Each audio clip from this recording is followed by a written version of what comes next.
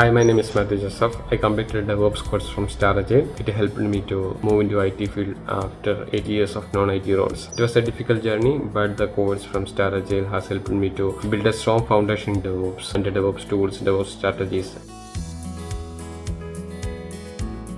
Project which I have done from Agile has helped me to get into a real-time experience. I chose DevOps course because it's trending and in-demand career. The course, like the syllabus, enough for building the strong foundation.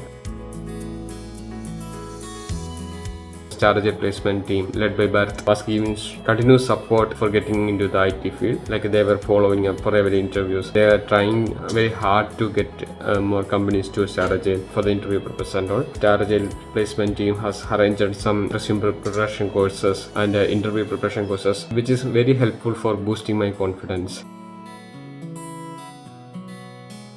I am happy to share that I am now placed as a DevOps engineer in Inspiron Lab. I am very thankful to Agile and their placement team for this position. Yeah, thank you all. Check out the DevOps course by industry-leading experts. Register now on the Agile website. Check out the link in the description.